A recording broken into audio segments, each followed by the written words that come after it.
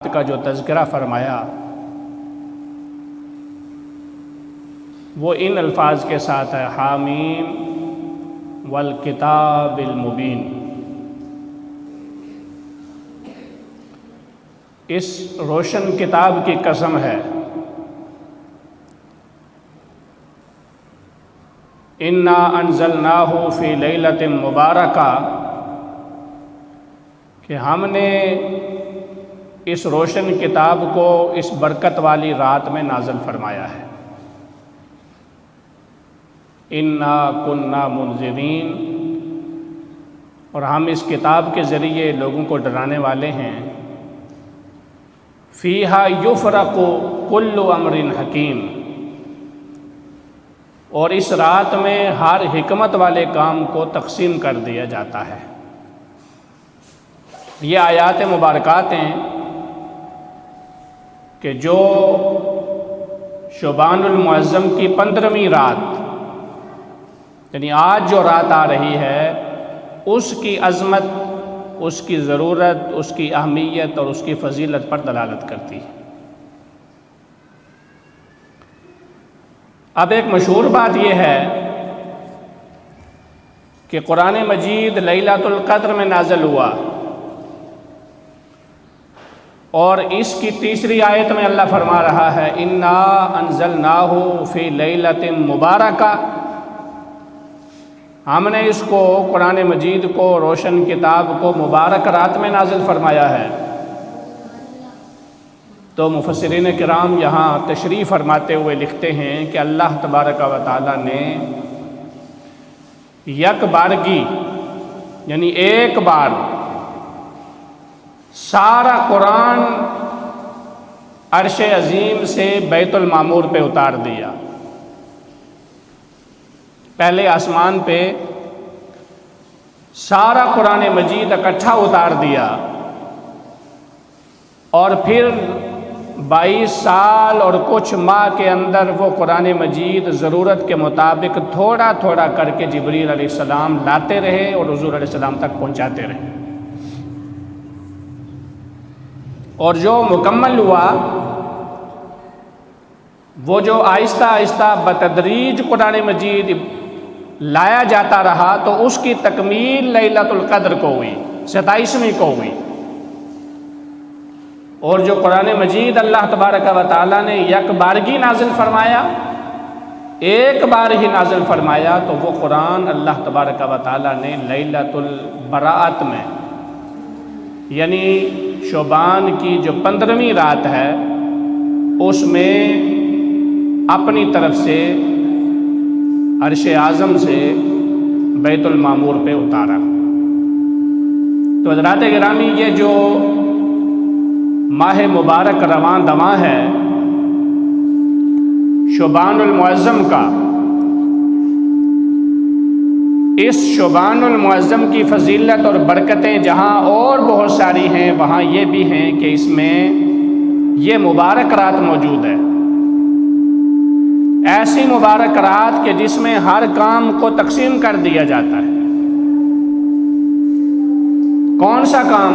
حضور علیہ السلام نے فرمایا، اس رات میں اللہ تبارک و تعالی انسان کی زندگی کا فیصلہ کر دیتا ہے، اس نے کتنا عرصہ زندہ رہنا ہے، کون سے اس نے اچھے کام کرنے ہیں، کون سے اس سے برے افعال سرزد ہونے ہیں، کون سے ایسے کام ہیں کہ جو وہ کرے گا پورے سال میں۔ فرمایا سارے کاموں کو اللہ تبارک و تعالیٰ اس رات میں تقسیم کر دیتا ہے اور لکھ دیتا ہے، لکھ دیتا ہے۔ اس کی ایک مثال سرور کائنات صلی اللہ علیہ وسلم کی سیرت مبارکہ سے یہ ہے۔ حضرت عائشہ صدیقہ رضی اللہ تعالیٰ عنہ ام المومنین بیان کرتی ہیں کہ رسول مکرم، شفیع اعظم، نور مجسم، خاتم النبیین حضرت محمد رسول اللہ صلی اللہ علیہ وسلم، آپ رمضان المبارک کے روزے رکھتے، اور 15ویں رات کا، یعنی 15ویں جو شعبان ہوتی تو اس کا بھی روزہ رکھتے، دن کا روزہ رکھتے۔ اور پھر 15ویں جب گزر جاتی 16ویں آتی اس کو بھی آپ یعنی 16ویں شعبان کو بھی روزہ رکھتے۔ بعض اوقات تو یہاں تک روایت ہے کہ پورا شعبان روزہ رکھتے۔ تو حضرت عائشہ صدیقہ رضی اللہ تعالیٰ عنہ بیان کرتے ہیں قلت تو میں نے کہا یا رسول اللہ صلی اللہ علیہ وسلم انت مغفورا، آپ بخشے ہوئے ہیں، پھر آپ اتنے کثرت کے ساتھ روزے کیوں رکھتے ہیں؟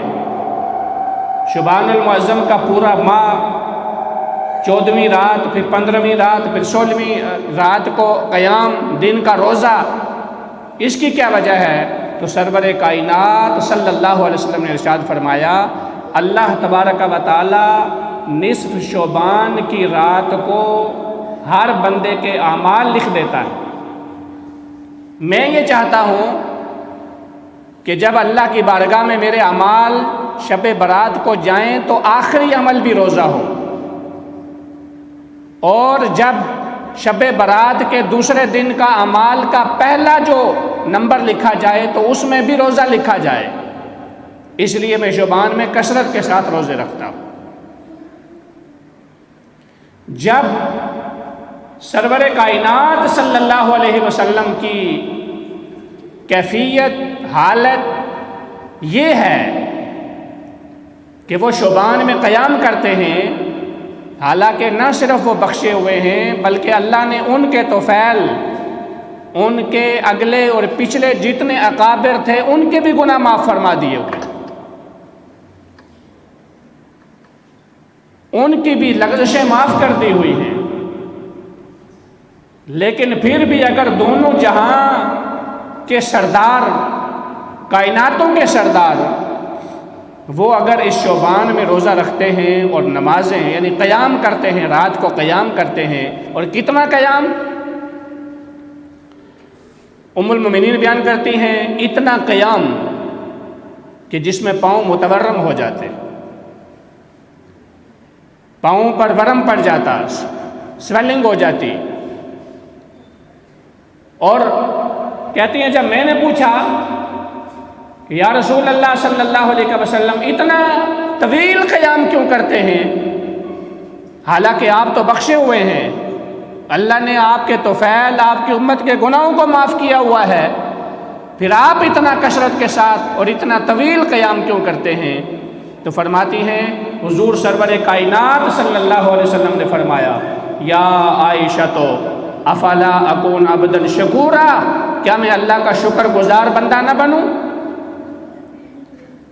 تو جب جہانوں کے جو سردار ہیں وہ اس ماہ مبارک میں دن کو روزہ رکھتے ہیں اور رات کو قیام کرتے ہیں، کثرت استغفار کرتے ہیں، کثرت ذکر و اذکار کرتے ہیں، تو پھر جو ہم گناہگار امتی ہیں ہمارے لیے اس میں یہ درس ہے کہ ہم رمضان کے آنے سے پہلے اس رمضان کی تیاری کر لیں،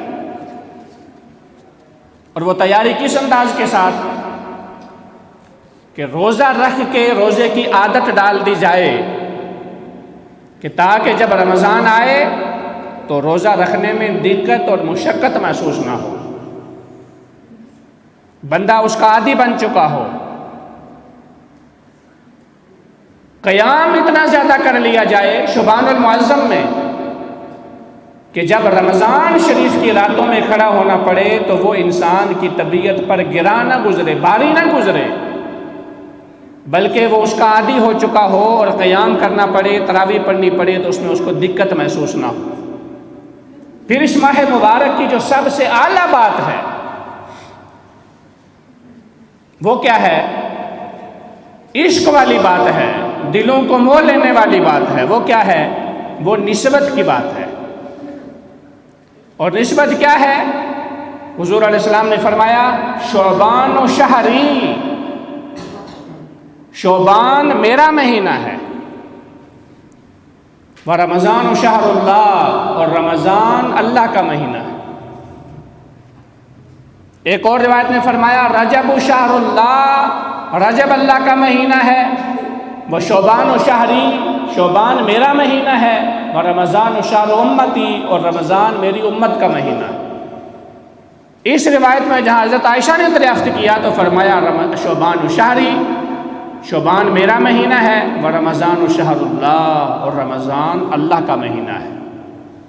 تو جو مہینہ رسول اللہ کا مہینہ ہے، جو مہینہ آقا کریم کا مہینہ ہے، اس میں ہمیں یہ چاہیے کہ اس مہینے کی نسبت کی وجہ سے، چونکہ اس مہینے کی نسبت رسول اللہ کے ساتھ ہے، اس میں اتنا ذکر و اذکار، کثرت استغفار، طویل قیام، دن کا روزہ، یہ رکھ لیا جائے اور یہ عادت بنا لی جائے کہ تاکہ جب ہم اللہ کے مہینے میں شامل ہوں، جب ہم اللہ کے مہینے میں داخل ہوں، تو پھر ہماری یہ عادت بھی بن چکی ہو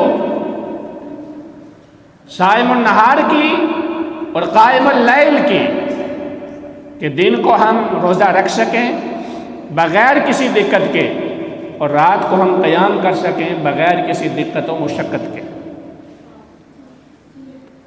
یہ جو حضور سرور کائنات صلی اللہ علیہ وسلم، آپ کو اللہ نے باقاعدہ حکم فرمایا، پہلے لقب عطا فرمایا، نام دیا، نیا نام، لاڈ اور پیار اور محبت، انس اور شفقت سے بھرا ہوا نام۔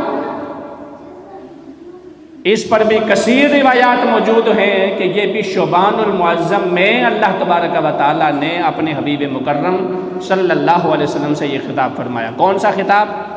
یا ایھا المزمل، اے چادر اوڑھنے والے، قم اللیل الا قلیلا، رات کو کم کھڑا ہوا کر۔ یعنی قیام کی کثرت اتنی زیادہ، قیام کی طوالت اتنی زیادہ، اور رات کو طوالت قیام کی وجہ سے پاؤں کا متورم ہونا اور کیفیت پر گراں گزرنا، جب یہ اس طرح کے معاملات آئے، طبیعت پر گراں گزری اور ایسی کیفیت پیدا ہوئی کہ اللہ تبارک و تعالیٰ کو بھی اپنے حبیب مکرم صلی اللہ علیہ وسلم ان کا طویل قیام کرنا گوارا نہ ہوا۔ ہم سے مطالبہ یہ ہے، امتیوں سے مطالبہ یہ ہے، یا ایھا الذین آمنوا، اے ایمان والو، اذکروا اللہ ذکرا کثیرا، اللہ کا نام، اللہ کا ذکر کثرت کے ساتھ کرو، اللہ کی یاد کثرت کے ساتھ کرو، وسبحوہ بکرۃ واصیلا، اور صبح و شام اس کی تسبیح بیان کرو، اس کی پاکی بیان کرو۔ یہ ہے عام ایمان والے سے مطالبہ اور تقاضا، لیکن جب نسبت بدل جاتی ہے اور رسول اکرم صلی اللہ علیہ وسلم کا روزہ اور قیام سامنے آتا ہے تو اللہ فرماتا ہے میرے محبوب یہ جو زیادہ کثرت کے حوالہ سے یہ مطالبہ ہے یہ آپ سے نہیں ہے، یہ امت سے ہے۔ آپ نے کتنا کھڑا ہونا ہے؟ یا ایھا المزمل، وہ کملی اوڑھنے والے، قم اللیل الا قلیلا، رات کو کم کھڑا ہوا کر۔ طوالت قیام کی وجہ سے اللہ نے فرمایا اتنا کھڑا ہونا یہ مطالبہ اور تقاضا آپ سے نہیں ہے، یہ امت سے ہے۔ کتنا کھڑا ہونا ہے؟ نصفہ او انقص منہ قلیلا، آدھی رات یا اس سے بھی اور کم کر دیں، زیادہ نہیں، آدھی سے زیادہ کھڑے نہیں ہونا، آدھی رات کر دیں یا اس سے بھی کم کر دیں۔ ایک یہ ہے، دوسرا یہ ہے جتنا قیام کرتے ہیں اس کو آدھا کر دیں یا اس سے بھی اور کم کر دیں۔ یہ جو قیام کو کم کرنے کے حوالہ سے یہ حکم آیا ہے، یہ شعبان المعظم میں کثرت قیام کی وجہ سے اور طوالت قیام کی وجہ سے، کثرت استغفار کی وجہ سے آیا ہے کہ ہر وقت آپ استغفار میں اور قیام میں اتنے زیادہ مشغول نہ ہو جائیں، آپ کا اتنا زیادہ کھڑا ہونا ہمیں گراں گزرتا ہے۔ تبھی فرمایا کہ رات کو کم کھڑا ہونا ہے، آدھی رات یا اس قیام کو آدھا کر لیں، اوین قس منہ قلیلا، یا اس سے اور کم کر لیں۔ تو جب دونوں کائنات کے بلکہ تمام کائناتوں کے سردار وہ رات کو کھڑے ہو کر استغفار کریں اور قیام کریں، اللہ کے حضور سجدہ ریز رہیں، دن کو روزہ رکھیں، یہ جب ان کا حال ہے، ان کا معمول ہے، ان کی سنت ہے، تو پھر جو گناہگار ہم امتی ہیں تو ہمیں زیادہ اس کے لیے تیار رہنا چاہیے کہ ہم شعبان المعظم میں ان چیزوں کے اور قریب ہو جائیں، دن کے روزے کی مکمل عادت پڑ جائے، رات کے قیام کی عادت پڑ جائے، تاکہ جب یہ نصف شعبان کی رات آئے تو وہ جو پہلے روزہ رکھا ہوا ہے، بعد کا روزہ رکھا ہوا ہے، پہلے کا قیام ہے، بعد کا قیام ہے، ان کو اول اور آخر کر دیں کہ پہلا اعمال نامہ بند ہو تو آخری عمل روزہ ہو، آخری عمل قیام ہو، آخری عمل نماز ہو، آخری عمل استغفار ہو، اور جب دوسرے سال کا اعمال نامہ اس کا آغاز ہو رہا ہو، آغاز میں نماز ہو، استغفار ہو، روزہ ہو، خیرات ہو، قیام ہو، کثرت استغفار ہو، یہ چیزیں اس میں شامل ہیں۔ یہ اللہ نے اتنا بڑا پیکیج دیا ہے امت محمدیہ کو، اور بالخصوص ہم گناہگاروں کو، کہ کسی جگہ کوئی دن رکھ دیا، کوئی رات رکھ دی، کوئی گھڑی رکھ دی، کوئی ساعت رکھ دی، کوئی لمحہ رکھ دیا۔ اور یہ کیوں رکھ دیا؟ روایت میں آتا ہے کہ نبی مکرم صلی اللہ علیہ وسلم کے سامنے آپ نے مجلس میں، صحابہ کی مجلس میں، ایک شمعون نامی بندے کا ذکر آیا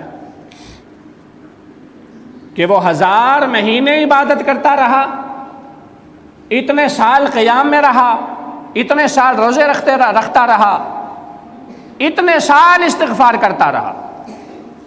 جب یہ اس کا تذکرہ ہوا تو صحابہ کرام رنجیدہ ہو گئے، رونے لگے کہ یا رسول اللہ صلی اللہ علیہ وسلم، ان کی عمریں زیادہ تھی تو کوئی 1000 مہینے عبادت کرتا رہا، کوئی 100 سال روزے رکھتا رہا، ہماری عمریں تو اوسطاً اتنی ہیں ہی نہیں ہیں۔ ہمارا اور ان کا جو اعمال کا مقابلہ ہے تو لازماً وہ ہم سے سبقت لے جائیں گے، آگے چلے جائیں گے، ہم ان سے اعمال میں پیچھے رہ جائیں گے۔ 1000 مہینے عبادت کرنے والا، 100 سال روزے رکھنے والا، دن کو روزہ، رات کو قیام، اس کا مقابلہ ہم کیسے کریں گے؟ 200 سال، 400 سال، 900 سال تک ان کا مقابلہ کیسے کریں گے؟ تو نبی مکرم صلی اللہ علیہ وسلم اللہ کی بارگاہ میں متوجہ ہوئے کہ باری تعالیٰ، ان میرے غلاموں کا یہ سوال ہے تو اس کا جواب کیا ہے؟ اللہ کی بارگاہ سے لے کر دینے والے۔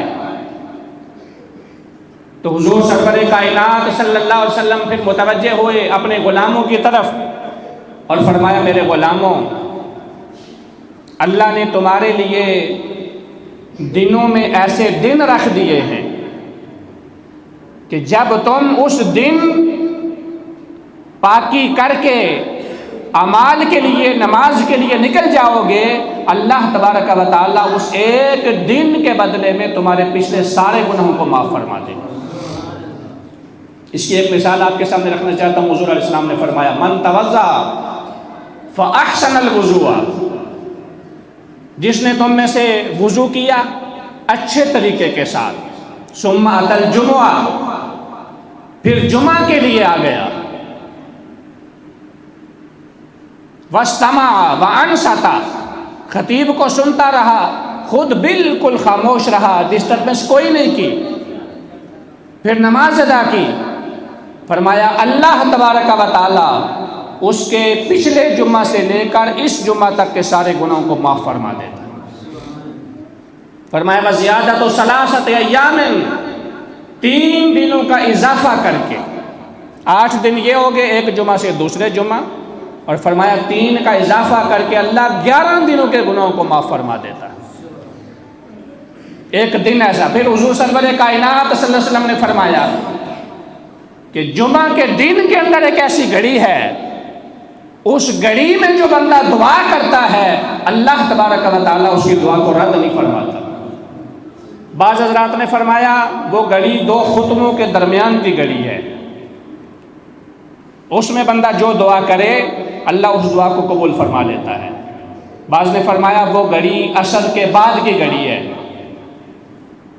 بعض نے کہا وہ گھڑی پہلی اذان سے لے کر آخری نماز کے سلام پھرنے تک درمیان کی سارا یہ وقت اور ڈیوریشن ہے، اس کے اندر جو بندہ دعا کرتا ہے اللہ اس دعا کو قبول فرما لیتا ہے۔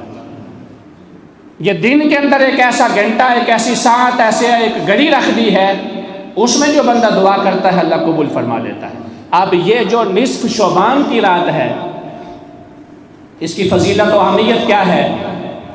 حضور علیہ السلام نے فرمایا اس شعبان کی 15ویں رات کو اللہ تبارک و تعالی آسمان دنیا پر متوجہ ہوتا ہے۔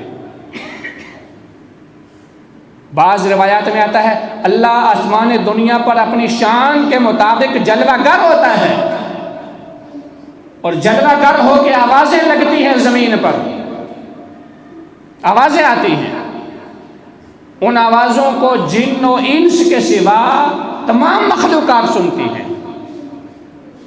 اور بعض نے کہا اولیاء کرام کو اللہ نے یہ فضیلت دے رکھی ہے کہ اولیاء کرام اس آواز کو سن لیتے ہیں، ان کے اندر کیپیسٹی زیادہ ہوتی ہے، سماعت کی پاور زیادہ ہوتی ہے اللہ کی طرف سے، اس لیے وہ سن لیتے ہیں۔ اللہ کیا فرماتا ہے؟ فرمایا اللہ کی طرف سے آوازیں آتی ہیں، ہے کوئی گناہوں کی معافی چاہنے والا کہ میں اس کے گناہوں کو معاف کر دوں؟ ہے کوئی رزق کی فراوانی مانگنے والا کہ میں اس کے رزق کو فراہ کر دوں، کشادہ کر دوں؟ ہے کوئی عمر میں برکت مانگنے والا کہ میں اس کی عمر میں برکتیں عطا کر دوں؟ ہے کوئی بیماری، لاچاری، تنگ دستی سے پناہ مانگنے والا کہ میں اس کی مشکلات کو آسان کر دوں؟ ہے کوئی مجھ سے اولاد کا طلبگار، میں اس کو اولاد عطا کر دوں؟ یعنی اللہ کی رحمت اس رات کو جوش میں ہوتی ہے اور یہ آوازیں لگ رہی ہوتی ہیں۔ اب جو بندہ جو دعا کرتا ہے اللہ تبارک و تعالیٰ اس کی دعا کو قبول فرما لے، چونکہ ڈیمانڈ اللہ کی طرف سے ہے کہ مانگو، اور ایسا سخی کائنات میں کوئی نہیں ہے کہ جو بلا کر دے کہ میرے پاس آؤ اور پھر مجھ سے مانگو اور میں تمہیں دے رہا ہوں، مانگو میں تمہیں عطا کر رہا ہوں۔ فرمایا یہ آوازیں لگتی رہتی ہیں صبح طلوع ہونے تک، مسلسل یہ آوازیں آتی ہیں۔ فرمایا اس رات میں بندہ جو دعا کرتا ہے اللہ دعا کو قبول فرما لیتا ہے۔ عبادت کرتا ہے، پورا سال عبادت گزار لکھ دیا جاتا ہے۔ دوسرے دن کا روزہ رکھتا ہے، پورے سال کے روزے کے حوالہ سے اس کے اعمال نامے میں پہلا جو عمل آتا ہے وہ روزے کا آ جاتا ہے، جس کو حضور علیہ السلام نے فرمایا کہ میں شعبان میں روزوں کی کثرت اس لیے کرتا ہوں کہ جب اللہ کے سامنے میرے اعمال نامہ میرا جائے تو سال کا آخری عمل بھی روزہ ہو، اور دوسرے دن کا جب اعمال نامہ کھلے یعنی نیا جو سال ہے اس کا پہلا جو عمل نکلے وہ بھی روزے سے ہو، یہ اس میں شامل ہو جائے۔ یہ گھڑی رکھ دی ہے، یہ اللہ نے رات رکھ دی ہے۔ پھر سرور کائنات صلی اللہ علیہ وسلم نے فرمایا اللہ نے راتوں میں راتیں رکھ دی ہیں، دنوں میں ایسے دن رکھ دیے ہیں، ساعتوں میں ایسی ساعتیں رکھ دی ہیں، اور مہینوں میں ایسے مہینے رکھ دیے ہیں کہ میری امت جو ایک رات کو جاگے گی، کثرت عبادت کرے گی، کثرت استغفار کرے گی، اللہ اس سے 1000 مہینوں کی عبادت کا ثواب عطا فرمائے۔ لیلۃ القدر خیر من 1000 شہر، فرمایا یہ لیلۃ القدر جو ایک رات ہے، جاگنا ایک رات میں ہے، یہ رمضان کی 27ویں رات کی بات ہو رہی ہے۔ ایک رات میں جاگنا ہے، ایک رات کی عبادت ہے، اور اللہ فرماتا ہے وہ جو 1000 مہینے کی روایت تم نے میرے غلاموں، میرے محبوب کے غلاموں سنی ہے، تو میں تمہیں 1000 مہینوں کی عبادت کا ثواب ایک رات عبادت کرنے کے بدلے میں عطا فرما دوں۔ یہ پیکج اللہ نے کس کے لیے رکھے ہیں؟ یہ امت محمدیہ کے لیے بتوسل مصطفیٰ رکھے ہوئے ہیں، اپنے نبی کے وسیلے کے ساتھ رکھے ہوئے ہیں، اپنے نبی کے تصدق اور صدقے کے ساتھ رکھے ہوئے ہیں کہ میرے محبوب کی امت جہنم میں نہ جائے۔ ایسا عمل کرے جس کی ڈیوریشن کم ہو، لیکن میں خدا ہوں، مستغنی ہوں، غنی ہوں، اس لیے میں چاہوں تو ایک گھڑی اور ایک منٹ عبادت کرنے کا ثواب 1 سال عبادت کرنے کے برابر عطا کر دوں، تو اللہ کی ذات کو کوئی پوچھنے والا نہیں۔ ہم تو مائل بکرم ہیں، کوئی سائل ہی نہیں، راہ دکھلائیں کسے، کوئی راہ رب منزل ہی نہیں، کہ اللہ تبارک و تعالیٰ اس رات میں خود بلا کر اپنے محبوب کے امتیوں کو عطا فرماتا ہے، جو وہ مانگتے ہیں وہ عطا فرماتا ہے، کھڑے ہوتے ہیں ان کے قیام کو قبول کرتا ہے، روزہ رکھتے ہیں اللہ ان کے صیام کو قبول کرتا ہے، معافی طلب کرتے ہیں اللہ استغفار کو قبول فرماتا ہے۔ تو یہ پیکج اللہ نے رکھے ہوئے ہیں امت محمدیہ کے لیے کہ کم وقت میں تھوڑا عمل ہے، قلیل ڈیوریشن ہے، کم ڈیوریشن ہے، لیکن جب اللہ ثواب عطا فرماتا ہے ہزاروں مہینوں کا ثواب عطا فرما دیتا ہے، سالوں کا ثواب عطا فرما دیتا ہے۔ اس لیے رجب ہو، شعبان ہو، رمضان ہو، رمضان میں تو اور زیادہ برکتیں ہیں۔ سرور کائنات صلی اللہ علیہ وسلم نے فرمایا اذا دخل رمضان، جب رمضان کا ماہ مبارک داخل ہوتا ہے فتحت ابواب السماء، آسمان کے دروازے کھول دیے جاتے ہیں، وفتحت ابواب الجنہ، جنت کے دروازے کھول دیے جاتے ہیں، وفتحت ابواب الرحمہ، رحمت کے دروازے کھول دیے جاتے ہیں، وغلقت ابواب جہنم، فرمایا جہنم کے دروازوں کو بند کر دیا جاتا ہے، وسلسلۃ الشیاطین، شیطانوں کو جکڑ دیا جاتا ہے۔ یہ جو اتنا عظیم ماہ مبارک آ رہا ہے، اس کی ریہرسل کے لیے، اس کی ذہن سازی کے لیے، پہلے سے اس کے لیے مکمل تیاری کے لیے اس شعبان کے اندر یہ روزے رکھنا، عبادات کی کثرت کرنا، استغفار کی کثرت کرنا، اور بالخصوص شب برات یعنی نصف شعبان کی رات کو عبادات کرنا، قبرستان جانا، قبرستان والوں کے لیے مغفرت طلب کرنا، یہ ساری وہ چیزیں ہیں کہ جو سنت نبوی سے ثابت ہیں، اور اللہ ان پر اجر وافر عطا فرماتا رہتا ہے۔ آپ کا تو الحمدللہ یہ ایک سلسلہ ہے جس کو ہم، کیونکہ ہمارے برادر مکرم حضرت علامہ مولانا عقیل احمد حقانی صاحب خطیب مسجد اعظہ جس طرح سے یہ ایک تسلسل کے ساتھ کام کر رہے ہیں اور پورے ایک منظم طریقے کے ساتھ، تو یہ تو ہم کہیں بھی ہوں، وہاں ہم کشمیر کے آخری کونے میں ہوتے ہیں تو وہاں بھی ہمیں پتہ ہوتا ہے کہ جامع مسجد نصیر خورشید کے اندر اس وقت کون سا پروگرام ہو رہا ہے، کس طرح سے ہو رہا ہے، آگاہی ہو جاتی ہے کہ مختلف پروگرامات کرواتے رہتے ہیں، وہ شعبان کا ہو، یہ شب برات ہو، وہ شب قدر ہو، شب معراج ہو، میلاد شریف کا ہو، وہ ذکر و اذکار کا ہو، یہ ہوتے رہتے ہیں۔ ظاہر ہے کہ یہ آپ کے تعاون کے ساتھ ہی ہوتے ہوں گے، آپ کی معاملت اس میں شامل ہے، مزید اس کو مستحکم کیجیے۔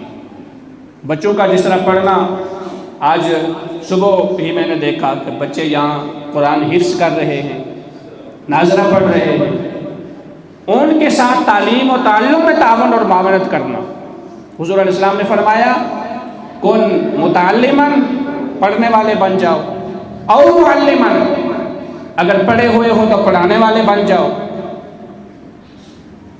یہ جو ہے پہلا، اگر پڑھا ہوا نہیں ہے تو پڑھنے والے بن جاؤ، فرمایا اگر پڑھے ہوئے ہو تو پڑھانے والے بن جاؤ، اگر یہ نہیں ہے تو پھر ان دونوں کے ساتھ تعاون کرنے والے بن جاؤ۔ ولا تکن رابعہ، فرمایا چوتھا نہ بننا۔ چوتھا کون ہے؟ نہ پڑھتا ہے نہ پڑھاتا ہے، نہ ان پڑھنے پڑھانے والوں کے ساتھ تعاون کرتا ہے۔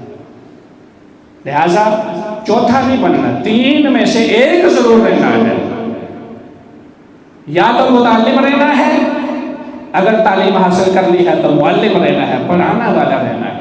پڑھانے کے لیے ضروری نہیں ہے کہ بندہ کہ میں تو دیگر کاروبار کرتا ہوں، نہیں، جہاں کہیں کوئی ملے اس کو ایک آیت کا اگر علم ہے، ایک حدیث کا علم ہے، تو دوسروں تک پہنچا دینا یہ معلمی ہے، یہی ٹیچنگ ہے، یہی پریچنگ ہے، یہی تدریس ہے، یہی تعلیم ہے۔ اگر یہ نہیں ہے تو پھر فرمایا یہ جو دونوں یہ کام کر رہے ہیں نا دین کا، ان کے ساتھ تعاون کرنے والا بن جانا ہے، مالی مشکلات ان کی دور ہو جائیں، یہ کرنا ہے۔ فرمایا چوتھا نہیں بننا کہ ان تینوں میں سے نہ ہو۔ ایک صحابی حضور علیہ السلام کی بارگاہ میں حاضر ہوئے، آخری بات عرض کر رہا ہوں، کیا ٹائم ہے؟ ایک صحابی حاضر ہوئے، کہنے لگے یا رسول اللہ صلی اللہ علیہ وسلم،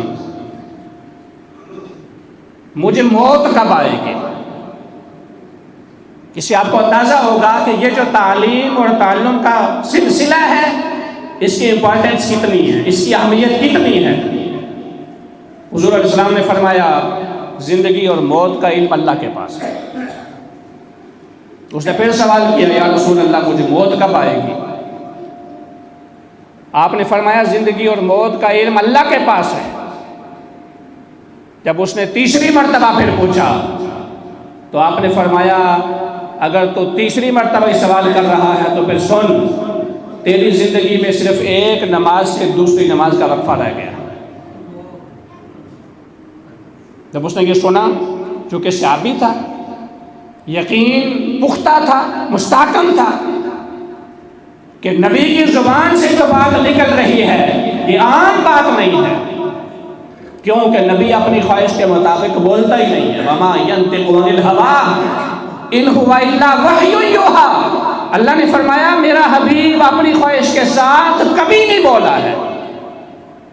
تو جب بولا ہے تو کیا بولا ہے؟ إِنْ هُوَ إِلَّا وَحْيٌ يُوحَىٰ، جو کچھ زبان مصطفیٰ سے نکل رہا ہے یہ اللہ کی وحی ہے، کلام اللہ کا ہے، احکام اللہ کے ہیں، زبان مصطفیٰ سے صادر ہو رہے ہیں۔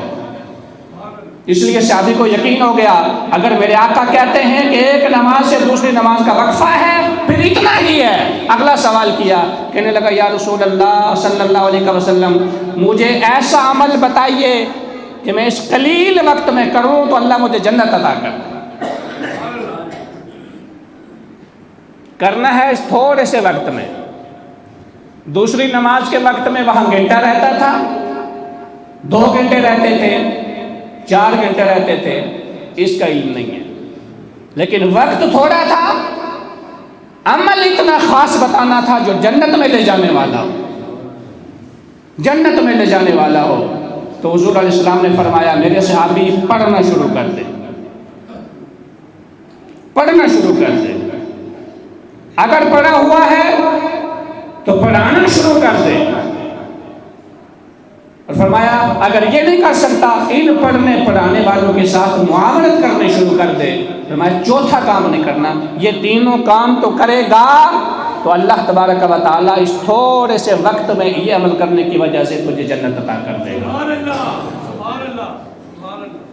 یہ تعلیم اور تعلم کی اتنی اہمیت ہے کہ اگر تھوڑا سا وقت بھی باقی بچے، ذکر و اذکار کی اپنی جگہ اہمیت ہے، نماز و روزے کی اپنی جگہ اہمیت ہے، یہ جو درسگاہیں چلتی ہیں، یہ جو پڑھنے اور پڑھانے کا سلسلہ چلتا ہے، اس کی اہمیت وراء الورا کتنی ہے زیادہ۔ مایا کہ 1000 رکعت نوافل ادا کرنے سے، یعنی ایک طرف ایک بندہ ہے جو 1000 رکعت نوافل ادا کرتا ہے، اور دوسرا ہے کہ جو شرع کا ایک مسئلہ سیکھتا ہے، شریعت کا مسئلہ سیکھتا ہے، ایک مسئلہ سیکھتا ہے، صرف ایک۔ فرمایا 1000 رکعت نماز ادا کر، نفل نماز ادا کرنے سے بہتر ہے کہ شریعت کا ایک مسئلہ سیکھ لیا جائے، ایک مسئلہ سیکھ لیا جائے۔ اور پھر حضور علیہ السلام نے فرمایا ایک فقیہ، فقہ کا جاننے والا، دین کا جاننے والا، شرع کے احکامات کا جاننے والا، فرمایا 1000 عابدین پر باری ہوتا ہے۔ فقیہ واحد، میں ایک فقیہ، فقہ کا جاننے والا، یہ 1000 عابدین فرمایا 1000 عبادت گزاروں پر بھاری ہوتا ہے ایک فقہ کا جاننے والا جو فقہ کو سمجھ رہا ہوتا ہے۔ اور اس کے لیے ایک مشہور روایت ہے، عبادات اپنی جگہ، ریاضت اپنی جگہ، ہر چیز کا ثواب ہے، ضائع کوئی چیز نہیں ہے۔ اور اللہ کی ذات ایسی ان اللہ لا یضیع اجر المحسنین، اللہ تعالیٰ نیکی کرنے والوں کے اجر کو ضائع نہیں کرتا۔ تھوڑا سا کام بھی جو کرتا ہے، میرے نبی نے فرمایا جو بندہ رات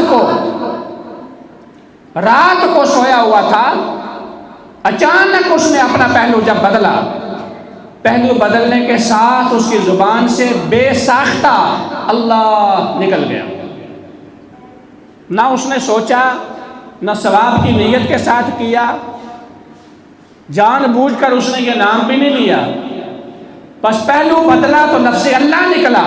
فرمایا کہ ایسا بھی بندہ ہوگا جس کے اعمال کا پلڑا خالی ہوگا اور قیامت کے دن اچانک جب وہ دیکھے گا، اس کے دیکھتے دیکھتے اس کے اعمال کا پلڑا بھاری ہو جائے گا۔ وہ سوال کرے گا فرشتوں مجھے بتاؤ کون سا عمل آیا ہے کہ اتنا بھاری ہو گیا ہے؟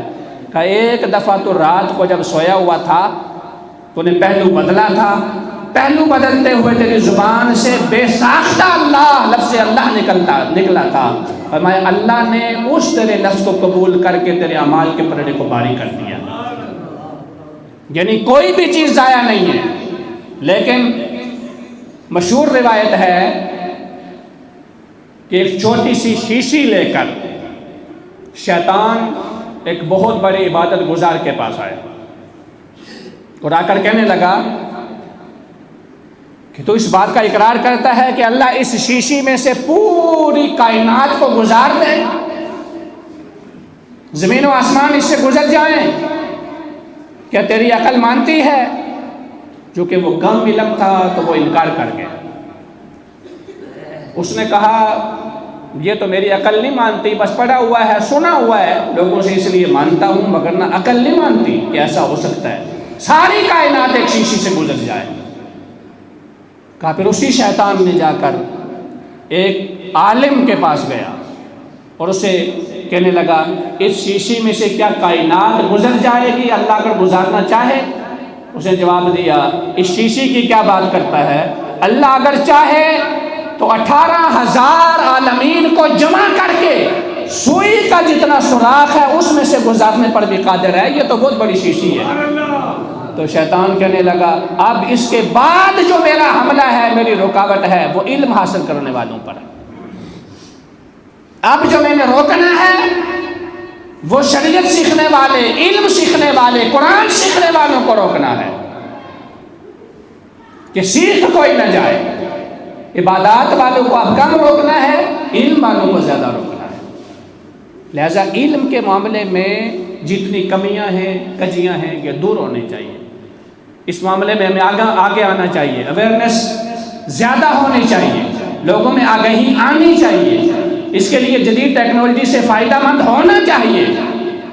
کتنے علوم ہیں دنیا میں جو لوگوں کو مستفید کر رہے ہیں، ہر علم کی اپنی اپنی فضیلت اور اہمیت ہے، کسی سے انکار نہیں ہے، کیونکہ سارے علوم کا منبع قرآن مجید ہے۔ سائنس ہے، ٹیکنالوجی ہے، جتنے علوم ہیں سارے علوم کا منبع اور سرچشمہ قرآن ہے، اور اس پر اتفاق ہے، صرف مسلمین اسکالرز کا نہیں، غیر مسلمین کا بھی اتفاق ہے کہ اگر قرآن میں غور کیا جائے اسی سے سارے علوم نکل رہے ہیں۔ لیکن حضور علیہ السلام نے سائنسدان کو،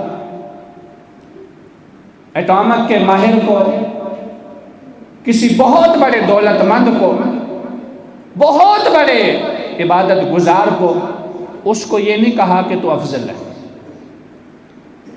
افضل کون ہے؟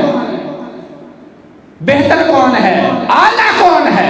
فرمایا خیرکم، تم میں سب سے بہتر وہ ہے من تعلم القرآن وعلمہ، فرمایا تم میں سب سے بہتر وہ ہے جو قرآن پڑھتا ہے اور پڑھ کر دوسروں کو سکھاتا ہے، وہ سب سے زیادہ بہتر۔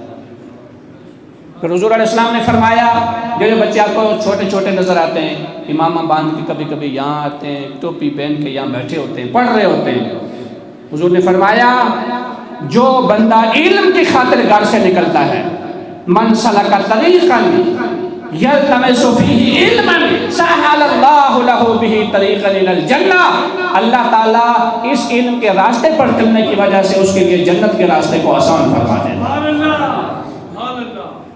اور فرمایا جو من خرج من بیتہ فی طلب العلم، جو اپنے گھر سے نکلا علم حاصل کرنے کے لیے، سکول گیا، قرآن پڑھنے کے لیے مدرسے میں گیا، یا یہ کہ جمعہ کا دن تھا گھر سے جلدی وضو کر کے مسجد میں آ گیا، میں جا کر کچھ سیکھوں گا سنوں گا، یہ سارے طلب علم کے سارے ذرائع ہیں اور یہ اس کے درجات اور کیٹیگریز ہیں۔ بس وہ گیا علم حاصل کرنے کے لیے، من خرج من بیتہ فی طلب العلم، جو اپنے گھر سے نکلا علم حاصل کرنے کے لیے، فرمایا فہو فی سبیل اللہ، بس وہ اللہ کے راستے میں، اس کا لکھا جائے گا کہ یہ اللہ کے راستے میں جہاد کرتا رہا ہے، یہ اللہ کے راستے میں نکلا ہوا تھا۔ اور فرمایا ام ماتا، اگر وہ اس راستے میں فوت ہو گیا، ماتا شہیدہ، اللہ اس کی موت کو شہادت کی موت لکھ دیتا ہے، شہادت کی موت لکھ دیتا ہے۔ لہذا اس گئے گزرے دور میں جہاں ہمارا پیسہ، جہاں ہماری توجہات، جہاں ہماری انرجی، جہاں ہمارا پورا مذہبی رجحان وہ عرسوں پر ہے، قوالیوں پر ہے، نعتوں پر ہے، صرف نعتوں پر ڈیپینڈ کر رہے ہیں، ایسے دور میں قرآن مجید کی تعلیم کو عام کرنے کے لیے اگر کوئی کام کرے، اس کی حوصلہ افزائی کیا کرے۔ اس وقت ضرورت اس امر کی ہے، امت کے پاس جواب ہی کوئی نہیں ہے۔ ہم کہتے ہیں ہم غلامان رسول ہیں، غلامان رسول ہیں، تو رسول نے سب سے پہلی شکایت کیا کرنی ہے قیامت کے دن؟ وقال الرسول، رسول کہیں گے یا ربی ان قوم اتخذوا ھذا القرآن مہجورا، اے میرے رب میری اس قوم نے اس قرآن کو چھوڑ دیا تھا، یہ قرآن نہیں پڑھتے تھے، یہ قرآن پڑھتے ہی نہیں تھے، اور یہ شکایت اللہ کے رسول نے رب کی بارگاہ میں کرنی ہے۔ تو ہمارا جو عشق رسول کا دعویٰ ہے بے سود ہے، ضائع ہے، اگر ہم قرآن سے خود لو نہیں لگاتے اور اپنی نسل نو کو قرآن کی تعلیم پہنچاتے نہیں۔ مشہور ہے کہ ایک انگریز جب نیا نیا مسلمان ہوا، نماز پڑھنے کے والا سے اس نے دیکھا کہ نماز پڑھ رہے ہیں مسلمان، تو اس نے آ کر ایک مسلم کو پکڑا اور اسے کہنے لگا آر یو مسلم، کیا آپ مسلمان ہیں؟ تو اس نے کہا یس آئی ایم مسلم، میں مسلمان ہوں۔ تو کہا یہ کیا کر رہے ہو؟ کہا اللہ کی عبادت کر رہا ہوں۔ کہا اللہ کی عبادت تو کر رہے ہو، وہ تو مجھے بھی نظر آ رہا ہے کر رہے ہو، کیا کہتے ہو اللہ کو؟ اس نے کہا مجھے تو نہیں پتا کیا کہتے ہیں، بس اس طرح ہم فاتحہ پڑھتے ہیں، قل واللہ احد پڑھتے ہیں، اس طرح کی چیزیں پڑھتے ہیں، تو بس رکوع کرتے ہیں پھر سجدہ کرتے ہیں۔ اس نے کہا تمہیں نہیں پتا کہ تم اللہ کو کیا کہتے ہو؟ انہوں نے کہا مجھے نہیں پتا، شاید کہ میرے لیڈر کو پتا ہو۔ امام کا بتایا کہ مجھے نہیں پتا، میرے لیڈر کو پتا ہوگا، اس کے پیچھے ہم نماز پڑھتے ہیں، اس کو پتا ہوگا۔ تو دوسرے دن وہ انگریز آیا جو نو مسلم تھا، نیا نیا مسلمان ہوا تھا، وہ آیا اور آ کر اس نے امام سے پوچھا امام صاحب آپ اللہ کی عبادت کر رہے ہوتے ہیں، میں دیکھتا رہتا ہوں، تم اللہ کو کیا کہتے ہو؟ نے کہا قرآن پڑھتے ہیں نا۔ نے کہا قرآن تو پڑھتے ہیں لیکن اللہ کو کہتے کیا ہو؟ اس نے کہا یہ تو مجھے نہیں پتا کہ میں کیا کہتا ہوں۔ ہمارے مساجد میں مجموعی طور پر پورے ملک کی بات کر رہا ہوں، 80% سے اگر میں غلط کہہ جاؤں تو 70% تو بالکل کلیئر ہے کہ 70% امام ایسے ہیں کہ جن کو قرآن کا ترجمہ ہی نہیں پتا۔ جب لیڈر کو ہی پتا نہیں کہ اللہ کو کیا کہہ رہا ہے، تو پیچھے پڑھنے والا اس کی تو نماز ہوگی، اس نے تو لیڈر کے پیچھے پڑھ لی ہے، پیچھے امام صاحب دے، اللہ اکبر۔ لہذا اس چیز کی ضرورت ہے نسل نو کو قرآن کی تعلیم پہنچائی جائے، قرآن کا ٹچ دیا جائے، قرآن کی علوم سکھائے جائیں، قرآن کا ترجمہ سکھایا جائے، اس میں والدین، اساتذہ، معاشرہ یہ سارے برابر کے شریک ہیں کہ اس سارے عمل کو آگے پہنچانے میں یہ سارے ستون کا کردار ادا کریں۔ اور بالخصوص یہ مسجد جس میں بار دیگر میں مبارکباد پیش کرتا ہوں حضرت مولانا عقیل احمد حقانی صاحب کو کہ جس طرح سے یہ درس گاہ اور یہ سلسلہ جاری رکھا ہوا ہے، اللہ اس میں مزید خیر و برکت عطا فرمائے، اور اللہ تبارک و تعالی جتنے احباب اس میں تعاون کرتے ہیں ان کے کاروبار، روزگار، رزق حلال میں خیر و برکتیں عطا فرمائے، مسجد و مدرسہ کو تا صبح قیامت شاد و آباد فرمائے، اور اللہ تبارک و تعالی ہماری اس حاضری کو بھی اپنی بارگاہ عالیہ میں قبول و منظور فرمائے۔ وآخر دعوانا ان الحمد للہ رب العالمین۔